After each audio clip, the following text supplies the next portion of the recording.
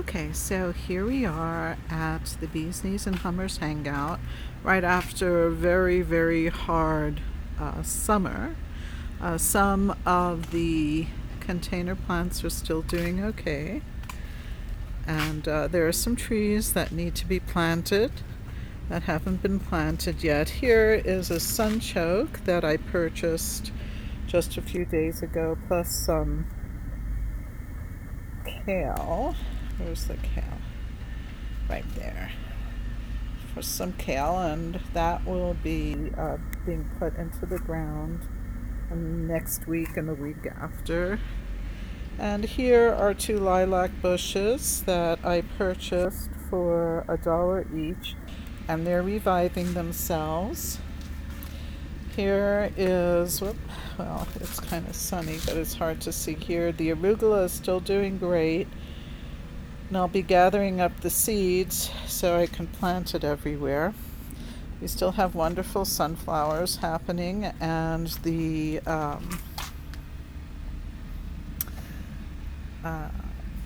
ephedra is doing fine. That'll be going in the ground soon. Transplanted some mint in a pot, and the milkweed is doing fine, as is the baby bee bush. And we have some more pollinator plants coming up. There we go. There's a wild echinacea. As you see, some of the plants really had a hard time. But the good news is we can see growth on the jujube tree. Even though the top is funky, the bottom is doing nicely, so that's good. 2 and 3 more trees that need to be planted. Finally, our little sweet peppers are starting to make peppers and blossom, so that's wonderful.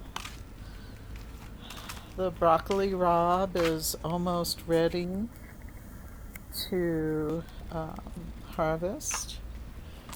And the pomegranate tree, I think, needs to be put in the ground also, so it does better next year. Again, we have some more broccoli rabe. These are wild weeds that I've planted in a container to harvest next year, because I'm not sure how they grew this year, or where, if they use pesticides or what's going on.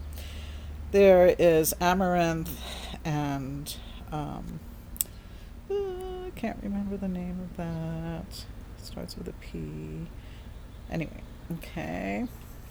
And there's some more of that same stuff that's growing in there, but a circular version. Here's beautiful yellow red amaranth that I'm going to be harvesting soon. And here's my tomato plant, because in the heat it didn't do too well. Now it's doing great and creating tiny little wonderful flowers, and also tomatoes. Here's the goji berry bush. You see it really suffered from the heat, but it's starting to create some new buds, so there's hope for the birds and me to have some goji berries.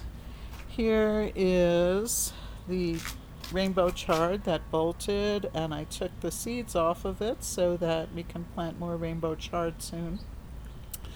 We'll be harvesting that soon as well. Okay, let's come into the gardens. And you can see a morning glory. It's still morning, so it's still in its glory. Okay.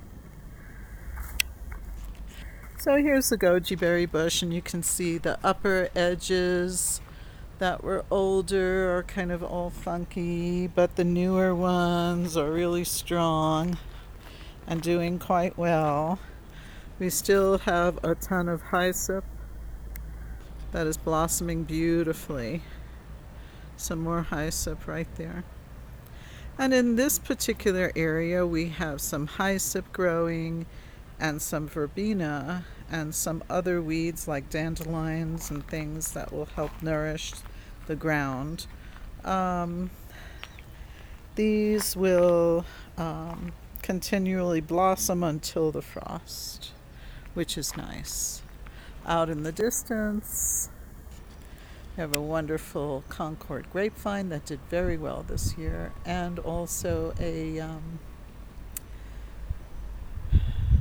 gooseberry that did very well. I left the gooseberries for the birds because it was a very hard summer and they needed some moisture besides for the water that I give them. And this is a wonderful wormwood. Let's get it back into focus here. A nice wormwood there that has gone through its blossoming and now is moving. We'll walk through the bee's knees. Right here we have a tremendous amount of bamboo. The bamboo I will be cutting down next week, and the week after I'll be pulling up most of the rhizomes for the bamboo. You can see that the pear tree is doing quite well. Soon the pears will be ripe and ready to harvest. And here we have a beautiful sage bush that is starting to bloom again. Let's see, where are we? Starting to bloom again. You can see some of the blooms here. Oops, the bee just went by. It's like, you're not taking a picture of me. And there's some more blooms, so it'll have a second blooming. And what I wanted to show everyone are these wonderful, wonderful blossoms on the mugwort. Can you see it? Mugwort is a wonderful herb. And it's also a late bloomer for the pollinators. You can see the blooms. They're the yellow things amongst the silver green. There we go. And our bee bush here is doing quite well. You can see it in the distance. Some of the flowers have been already eaten, and some of them are still blossoming. So that's kind of nice. You can hear the drip irrigation in the background. And our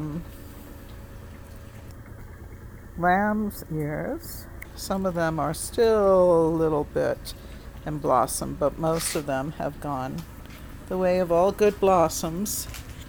Here we have our bubble mint. Oops, wrong way.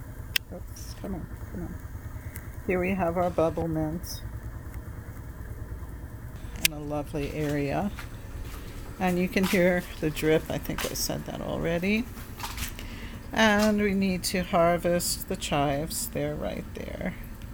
There are the chives. Wonderful chives are now mature. Have 2 baby fig trees that also need to be planted. They did well throughout the summer. And then over here we have the kinnikinnick, which grew tremendously this year in the heat. I guess it really likes heat, so that was great. Next to some wonderful spearmint that is going to seed. So there's the kinnikinnick next to the spearmint. And we have a ton of cilantro right there that the birds love to eat. It reseeds itself. It's wonderful. Beyond it is another sage just to keep the ground good. And you will see there's a small indentation right over there. And that there on another level, on the lower level, is some tarragon. We'll go over to the tarragon. So we're moving from the spearmint to another area. Oh, that's why it's indented. Something came down. Okay, well, here's the tarragon amidst something that came down, some wood that came down from the porch. So we're, oh, look at this. We have a beautiful spider. Hi, sweetheart.